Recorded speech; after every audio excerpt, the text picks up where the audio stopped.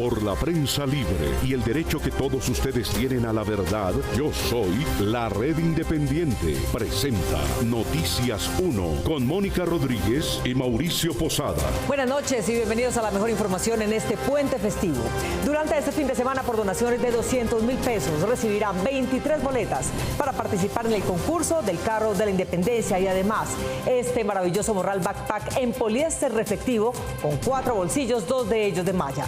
Recuerden, aportes de 200,000 pesos, 23 boletas y el combo del morral backpack en poliéster reflectivo. Muchas gracias. Y empezamos. La policía de Brasilia acompañó amistosamente a los seguidores de Jair Bolsonaro que asaltaron las sedes de las 3 ramas del poder público de Brasil ayer. Fue la policía militar que ignoró el pedido de los manifestantes de tomar el poder, la que finalmente se encargó de arrestar a los protagonistas de la asonada. Ignacio Gómez. Mónica, como presuntos responsables, el gobierno de Lula ya suspendió al gobernador de Brasilia, pero examinando los buses y los hoteles, espera dar con quienes financiaron el atentado fallido contra la democracia de ese país. Desde hacía 70 días, un grupo de seguidores de Jair Bolsonaro había acampado para pedirle al ejército y a Dios que salvaran a Brasil del comunismo. ¡Por amor de Dios! ¡En nombre del Señor Jesucristo! El secretario de Seguridad de Brasilia le dijo al gobernador que el ambiente era fraterno cuando hacia las 10 de la mañana se unieron a los grupos que habían llegado en 170 buses para protestar en la Plaza de los Tres Poderes. Aunque la marcha iba hacia la plaza, esta fue la reacción de la policía acompañante cuando los marchantes se desviaron hacia el Palacio de Planalto. El presidente Lula, que había conocido el ataque a su oficina en su residencia privada, visitó hacia las 10 de la noche el Palacio Presidencial, revisó los destrozos y prometió un castigo severo a cada uno de los protagonistas del asalto. Vamos a descubrir quiénes son los financiadores de esos vándalos que fueron a Brasilia. La primera orden del Tribunal Supremo esta mañana fue la remoción del grupo de bolsonaristas que se manifestaba frente al comando del ejército. Y la primera del presidente, con el respaldo del Congreso, fue la suspensión del gobernador de Brasilia, que intenta explicar que ignoraba el plan de los seguidores de Bolsonaro. Todos saben de mi origen democrática. El presidente Lula dijo que los registros digitales de los buses y hoteles de los manifestantes servirán para que cada uno de los partícipes rinda cuentas sobre sus actos. Hasta el momento hay más de 1.000 detenidos por la asonada de ayer en Brasilia. Mientras Lula exigía encontrar a los responsables, la esposa de Bolsonaro, el presunto instigador de esos hechos, anunció que él fue ingresado a una clínica por dolores abdominales. Camilo Galán. Mónica, la esposa de Bolsonaro le atribuye el dolor de su esposo a una puñalada que recibió durante su campaña en 2018. Hoy el presidente Luis Ignacio Lula da Silva continuó el recorrido que inició anoche de las instalaciones estatales vandalizadas ayer domingo por los bolsonaristas. Por su parte, el expresidente ultraderechista Jair Bolsonaro, quien viajó a Miami desde el 30 de diciembre, 2 días antes de la posesión de Lula, habría sido hospitalizado hoy de emergencia en una clínica de esta ciudad por un dolor abdominal. Su esposa, Michelle Bolsonaro, desde su cuenta de Instagram, informó sobre las dolencias de Bolsonaro, aprovechando para culpar a la izquierda que apoya a Lula de los males físicos del expresidente. Estimados, vengo a informarles que mi esposo Jair Bolsonaro se encuentra en observación en el hospital, producto de las secuelas del apuñalamiento que recibió en 2018 de un exmiembro del Partido Socialismo y Libertad.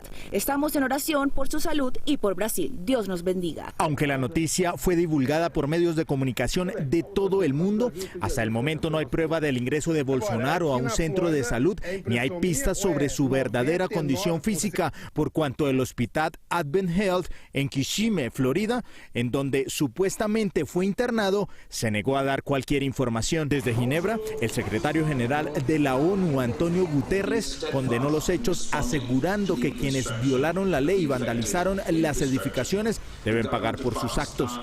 Eu acho que a lei deve ser respeitada. Quando a lei é desrespeitada, acho que quem desrespeita a lei debe sofrer as respectivas consequências de acordo com a própria lei. Además, exigió respeto por las instituciones democráticas. Vivemos no Brasil, como em muitos outros países democráticos, num Estado de Direito. E o que importa é que o Estado de Direito funcione e a democracia siga em frente. Jefes de Estado de varios continentes continúan enviando mensajes de defensa al gobierno de Lula y los medios de comunicación más prestigiosos informaron de manera crítica sobre lo sucedido en el país vecino. Ataque grotesco y fallido a la democracia. El ataque a la sede del gobierno de Brasil se asemeja al asalto al Capitolio de los Estados Unidos el 6 de enero de 2021. Lula promete enjuiciamiento tras insurrección de capital en Brasil. Lula impone el orden con arrestos masivos y el apoyo del Poder Judicial y Legislativo. Intensa actividad tuvo hoy el presidente Petro en Santiago de Chile. Se reunió con el presidente Boric y con su gabinete. Recibió honores del Congreso de ese país y de la alcaldía de la capital. Miguel Ángel Peñaranda. Mónica, los dos mandatarios se refirieron a los actos vandálicos de ayer en Brasil e hicieron una declaración para apoyar al gobierno de Brasil. En visita oficial a Chile, hoy el presidente Gustavo Petro se reunió con su homólogo Gabriel Boric. Petro fue recibido con honores militares y con una exposición de conmemoración de 2 siglos de relaciones diplomáticas entre Chile y Colombia. Luego de reunirse con el gabinete presidencial chileno, los mandatarios firmaron compromisos conjuntos relacionados con la emergencia climática, derechos humanos, desarrollo minero energético y participación en diálogos con el ELN. Boric destacó la presencia de Petro en Chile y los acuerdos a los que llegaron para ser revisados en 6 meses. Quiero, además, terminar dándole al presidente Petro todo mi apoyo para el proceso de paz total en Colombia. La paz de Colombia es también la paz de la región, una paz que no podemos dejar de construir y que también Chile está firmemente comprometido. Entre tanto, Petro dio un discurso emotivo al mencionar varios episodios de la historia de su vida, tal vez por estar al frente del joven Boric, quien llegó a la presidencia de su país después de ser líder estudiantil en las manifestaciones chilenas. Yo conocí la palabra Chile y la existencia de Chile a través de las palabras de un poeta, Pablo Neruda, que era mi poeta favorito, casi único, en mis últimos años de niñez y adolescencia. Lo leía conjuntamente, poesía con 100 años de soledad, de Gabriel García Márquez. Y reveló la hipótesis que tenía desde joven. Pablo Neruda quiso ser presidente de Chile. Y a Gabriel García Márquez le dijimos muchísimos que fuera presidente de Colombia. ¿Qué hubiera sido de América Latina si Pablo Neruda y Gabriel García Márquez hubieran sido presidentes? Hubiéramos tenido presidentes poetas. Y siguió hablando de la represión hacia la izquierda en Latinoamérica y añadió que aunque pensó que el camino hace 30 años era tomar las armas, optó por defender la democracia. Unilateralmente le dijimos a toda la generación de combatientes jóvenes y soñadores, hombres y mujeres de toda la América Latina, que el camino de una revolución armada no era necesario. Y repetimos las palabras de Allende. Recordando la violencia que se presentó en la Casa de la Moneda hace 50 años contra Salvador Allende, su voz se quebró. Quienes aún vivan de ese episodio, que hagamos un nuevo juramento como Bolívar, el juramento de un gran pacto democrático para toda América Latina que se perpetúe en las generaciones.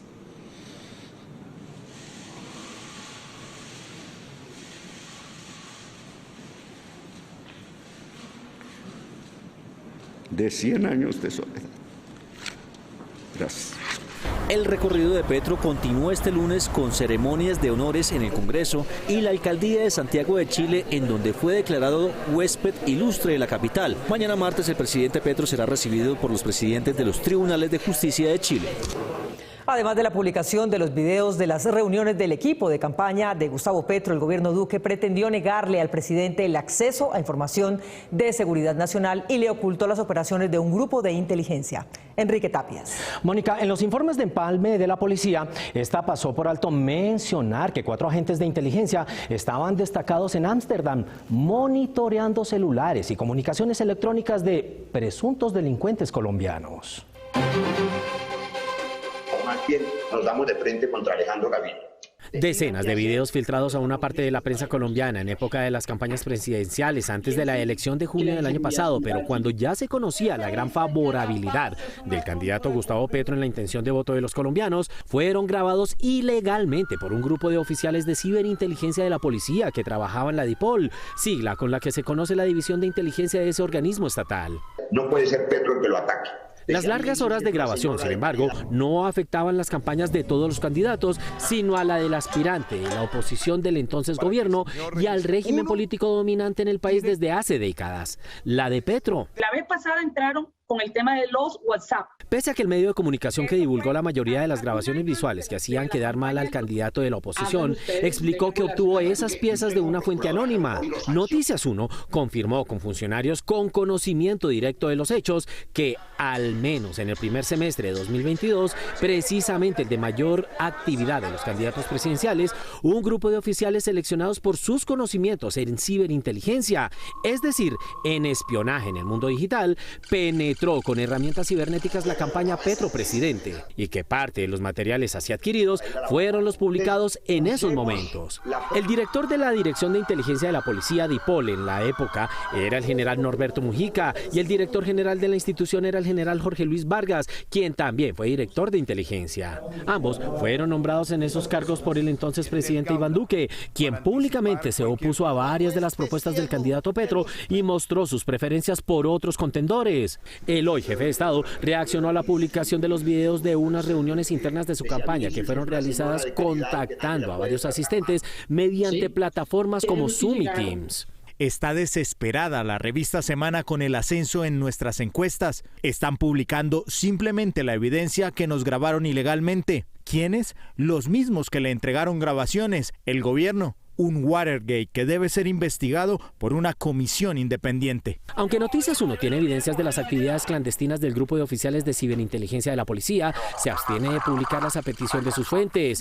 Pero existen otras pistas que confirman tal hipótesis, como el proyecto de ley con mensaje de urgencia que intentó hacer aprobar por el Congreso del ministro del Interior de Duque, Daniel Palacios, 3 meses antes de las elecciones y con el cual se pretendía limitar la información de seguridad nacional que la administración saliente le debía entregar a quien ganara las elecciones, es decir, al presidente que sucediera a Duque, según ese proyecto. La violación a la obligación de reserva de la información suscitada con ocasión del proceso de empalme será considerada como falta grave disciplinaria. Según el proyecto, si así lo consideraba el presidente Duque, mediante un acto administrativo, él podía mantener la información de inteligencia estatal en secreto hasta cuando lo considerara conveniente.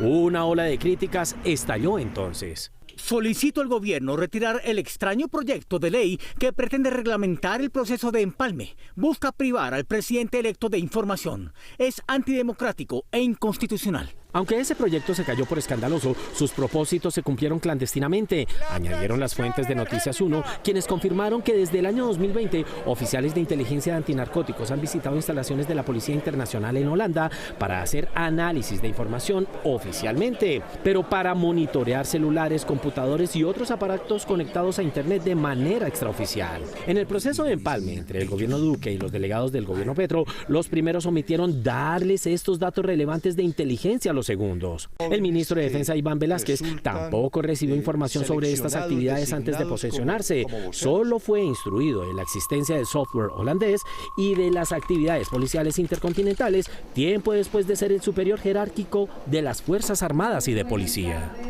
En 2 semanas será la primera reunión del año de la Junta del Banco de la República y se prevé que subirá otro punto la tasa de interés para frenar la inflación, pero esta, dicen los expertos, solo se reducirá con la desaceleración del crecimiento económico. Marta Olaya. Mónica, la inflación de alimentos cerró por encima del 26% el año pasado, por lo que los analistas prevén que el costo de vida empezará a bajar de manera lenta después del primer trimestre del año.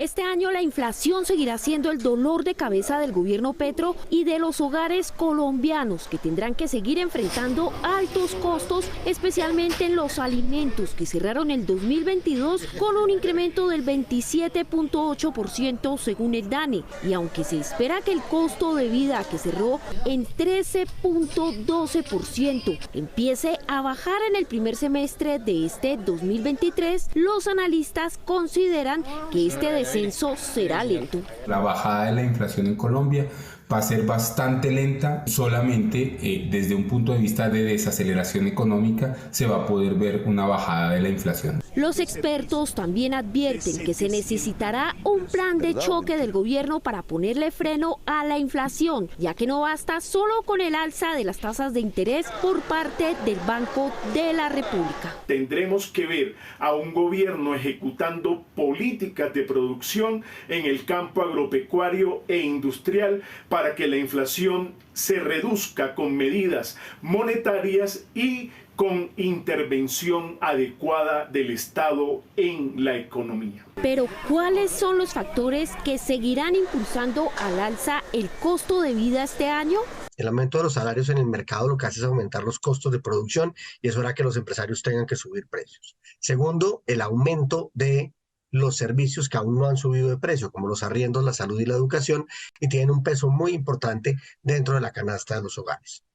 Y tercero, el impacto que tiene la devaluación en el mercado colombiano. Los analistas estiman que con el bajo crecimiento que tendrá este año la economía colombiana, la inflación podría cerrar este 2023 por debajo del 9%. Mientras el fiscal Barbosa se esfuerza por proclamarse como el mejor en la historia de Colombia, casos mayores a su cargo se desmoronan por los vencimientos de términos y la falta de impulso de parte de su despacho. Víctor Ballestas. Mónica, entre los más emblemáticos que no van a ningún lado en la Fiscalía de Barbosa, tenemos los de alias Memo Fantasma, de Jonier Leal, el peluquero, y el del presunto autor del fraude procesal para salvar a Álvaro Uribe, de otras investigaciones. Antes de terminar enero, dos de los casos judiciales más publicitados en el país podrían quedar en el limbo o peor, caer en el olvido. Después de haber sido noticia de primera plana, la desidia judicial los ha dejado de lado y sin desarrollo, por lo cual quienes son detenidos en medio de luces y cámaras salen libres por vencimiento de términos, es decir, porque no llegan a juicio. Jonier Leal, el señalado asesino de su hermano el peluquero Mauricio Leal y de su madre, ha estado preso desde cuando ocurrió el crimen en noviembre de 2021, hace 1 año y 2 meses, pero se sabe que pronto recuperará la libertad por inactividad en el proceso que, en este caso, se atribuye a estrategias de la defensa. Sin embargo, la abogada de Leal no ha sido denunciada por el juez del caso. José Manuel Génico, detenido en la cárcel La Picota de Bogotá, investigado por haber presuntamente matado a su esposa María Mercedes Génico en octubre de 2021 en la isla de San Andrés, en donde residían, podría quedar en libertad en los próximos días, por el mismo motivo de Jonier Leal, vencimiento de términos, debido a que el fiscal del caso lo acusó ante un juez, pero el proceso se paralizó. Otros casos de gran difusión mediática cuyos implicados quedaron en libertad para disfrutar plenamente de las festividades de Navidad y Año Nuevo son: el abogado Diego Cadena, procesado por presuntamente sobornar testigos para que mintieran sobre el expediente Álvaro Uribe. Memo Fantasma, cuyo nombre real es Guillermo León Acevedo, ex socio del esposo de la ex vicepresidenta Marta Lucía Ramírez, buscado por la justicia internacional como presunto lavador de dinero y financiador de grupos paramilitares. Richard Aguilar, ex senador y ex gobernador de Santander, procesado por presuntos hechos de corrupción en contratos públicos, pudo asistir a la fiesta de graduación escolar de la hija del parapolítico Musa Besaile en las fiestas decembrinas. La pasividad de la justicia colombiana ha hecho que el mejor abogado para lograr la libertad de los investigados en Colombia sea no un experto en derecho penal, sino el vencimiento de términos. Dentro de 2 años y medio, la jornada laboral de Colombia será de 42 horas a la semana, 6 menos que las actuales 48, pero el cambio será paulatino y en julio próximo se dará la primera reducción de 1 hora. A paso lento comenzará desde el 15 de julio de este año la reducción de la jornada laboral en Colombia, con tan solo 1 hora semanal. Es decir, la jornada ordinaria se reduce a 47 horas hasta llegar de manera gradual a 42 horas por semana en julio de 2026. Según los analistas, pese a que varios empresarios se habían opuesto a la medida, señalando que se encarecerá la creación de empleo y se afectará la competitividad, lo cierto es que el efecto será mínimo para el sector empresarial. Estamos hablando de 1 hora de reducción de la jornada de trabajo que difícilmente va a tener esa vinculación con efectos en el empleo como los que se están avisorando, ¿no? Hay muchas empresas que ya no trabajan 48 horas, sino 40, 44 horas a la semana. Entonces, muchas de esas empresas probablemente no se van a ver afectadas. Con esta ley se busca alinear al país con la progresiva reducción global de la jornada laboral. Sin embargo, hay quienes creen lo contrario. Que al reducirse el número de horas que hasta hoy históricamente han sido 48 y reglamentariamente tienda a llegar a 42, los empresarios deben necesariamente tomar medidas, hacerse más productivos. Por supuesto van a haber cargos que no van a ser reemplazados, sino cargas laborales redistribuidas. La disminución de la jornada laboral no implicará la reducción en el pago que reciben los empleados, ya sea mensual o diario, y tampoco representará una exoneración de las cargas laborales de los trabajadores. Ya son los trabajadores que quieren pensionarse en su actual empleo, lo que indican los indicadores. Según la encuesta de la consultora laboral Hayes, el 72% de los profesionales consultados busca cambiar de empleo en 2023. El 78% está dispuesto a cambiar de empleo por una mejor oferta laboral. El 61% ya tiene planeado pedir un aumento y el 65% valora su posibilidad de trabajar en casa. Esto indica que el mejor empleado es el mejor pago. Esto es lo que indican los indicadores. El 2023 es un año sin elecciones, pero la víspera de las regionales en las que se habrán de consolidar o redefinir los poderes en ciudades y departamentos. Ya se ven movimientos en las principales capitales. El 2023 es el año para que quienes aspiran a ser alcaldes, gobernadores, diputados o concejales en el país inicien campaña y se presenten a elecciones en el mes de octubre. En las principales capitales ya se empiezan a conocer los nombres de los aspirantes.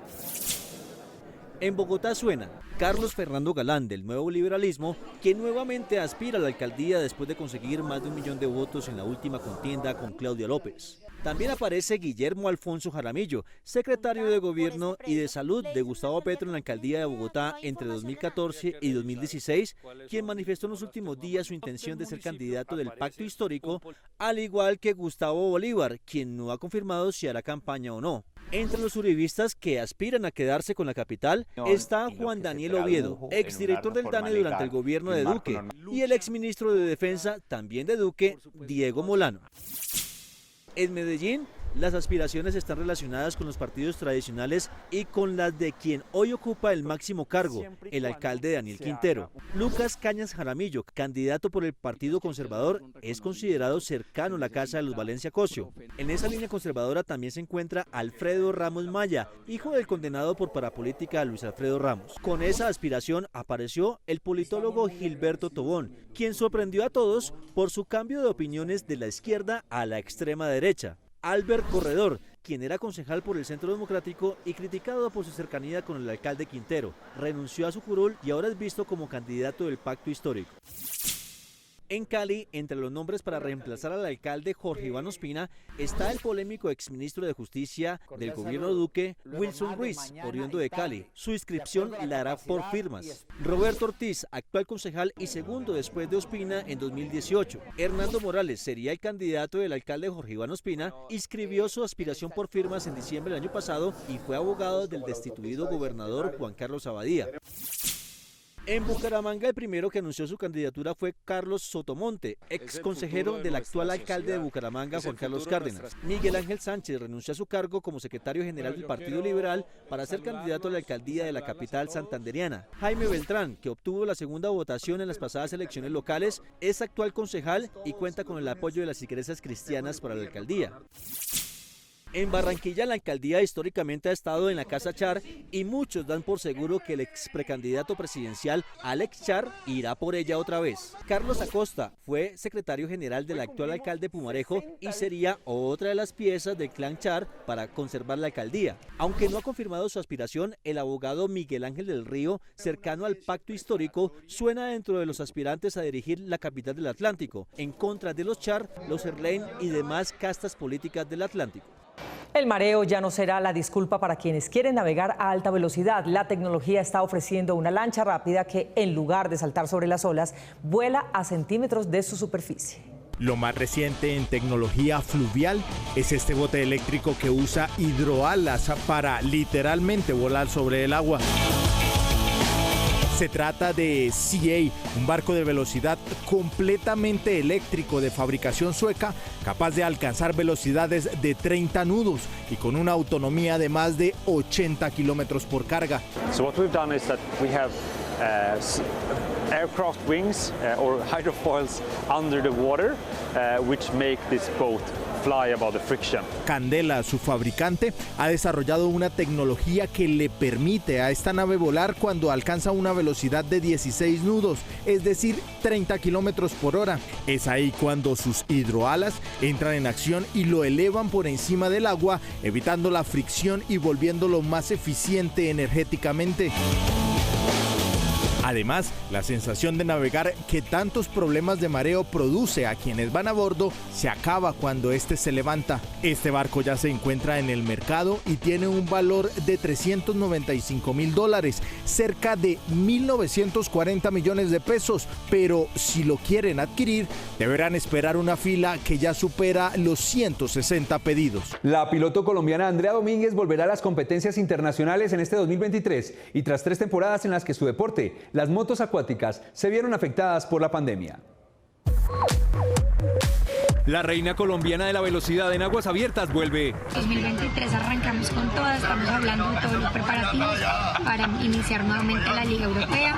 Por toda la cuestión de la pandemia, todo el deporte a nivel internacional se bajó un poco, pero hemos estado simplemente entrenándonos para estar en las mejores competencias. Y es que para la reconocida piloto nacional, la pandemia detuvo su carrera en el exterior. Ese tiempo no nos va a dejar nada que perder, hemos estado entrenando fuertemente, nunca hemos parado de entrenar para lo que se nos viene en el 2023. Competidora de la máxima categoría de las aquabikes en el mundo, Andrea Domínguez quiere recuperar terreno. Pero este 2023 se viene con toda, hemos estado preparándonos fuertemente, el año pasado corrimos los juegos aquí también y nos fue muy bien. Estamos preparando los equipos para volver próximamente en Europa y bueno, esperamos contar con todo el apoyo como siempre de nuestra marca Sido y los coches que han sido en Colombia. Pero además, la corredora colombiana tiene otra meta. Viene un proyecto muy lindo que venimos trabajando internacional para la categoría futuro, que es algo que hoy en día me llena el alma de emoción y obviamente sacar a estos niños este gran deporte que son nuestros futuros pilotos. Y pensando en ese futuro, Andrea calienta motores para nuevamente dejar ondeando en el viejo continente el tricolor nacional. Siguiendo los pasos del destacado nadador artístico colombiano Gustavo Adolfo Sánchez, oro en el Open de París 2022, se forjan en el país nuevas generaciones en esta disciplina. Una de las jóvenes promesas de la natación artística masculina es Juan Manuel Coronel. Yo desde un principio estaba en natación carreras, pero no sentía el gusto tanto, entonces me decidí salir. Sin embargo, no se alejó, su futuro era otro. Una vez que estábamos ahí arriba en las gradas, que pues estaban ellos entrenando y los empecé a ver y me gustó, hice la prueba y decidí acercarme a este deporte. Y llegar a la selección Colombia no fue tarea fácil. Me metieron 6 meses en un mes entrenando en una concentración que tuvimos. Fue día y noche entrenando, sufriendo, para en un momento llegar a ser selección Colombia. Sus logros se han ido transformando en metales. En el sudamericano quedamos de 3er puesto.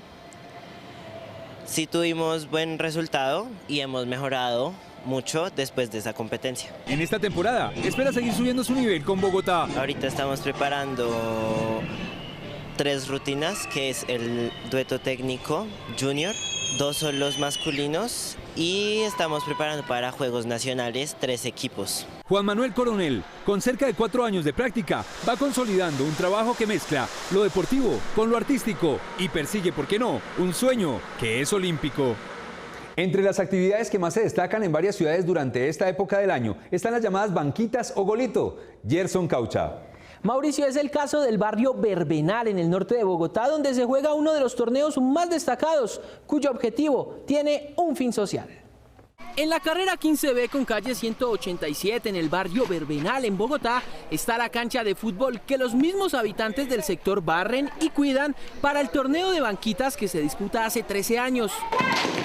Aquí se enfrentan 2 equipos con 3 integrantes cada uno. Si el balón golpea al sardinel, se sigue jugando. Si sube al andén, hay saque de banda. Si hay personas ajenas, se detiene el juego. Igual si pasa un vehículo. Los penaltis son de cancha a cancha y sin arquero. Así se juega este campeonato que organiza don José Pérez, habitante del sector. Los Lara, los Espitia, los Pérez, los Patiño, los Cadena, los Gómez.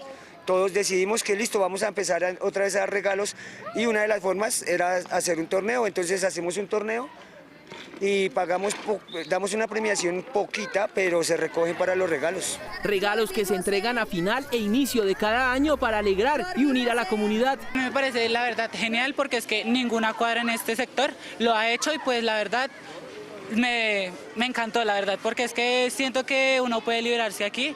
Además del deporte y los regalos, también hay espacio para el tradicional sancocho comunitario. Muy bonito y me parece que así es como así socializamos más con las personas y aprendemos más uno de los otros.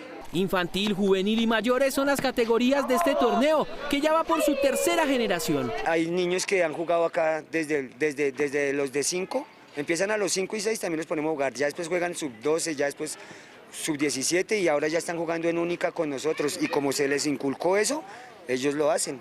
Una tradición que se ve poco en Bogotá, pero que en el Verbenal se mantiene viva gracias a la pasión y a la entrega de sus habitantes. Por donaciones de 200.000 pesos recibirás 23 boletas para participar en el concurso del carro de la Independencia y además este maravilloso morral backpack en poliéster reflectivo con 4 bolsillos, 2 de ellos de mano. Recuerden, aportes de 200.000 pesos, 23 boletas y el combo del morral backpack en poliéster reflectivo. Muchas gracias. No olviden seguirnos, suscribirse y activar sus notificaciones en Kwai, Instagram y YouTube, Noticias 1 Colombia, Facebook, Noticias 1 y Twitter, @Noticias 1. Nos vemos en las redes sociales el próximo sábado a las 8 de la noche aquí en Cable Noticias con las mejores noticias del fin de semana. A ustedes, como siempre, gracias por elegir la independencia. Feliz noche. La mejor información la encuentras en Facebook Noticias 1, Twitter @Noticias 1 e Instagram Noticias 1 Colombia. Gracias por elegir la independencia.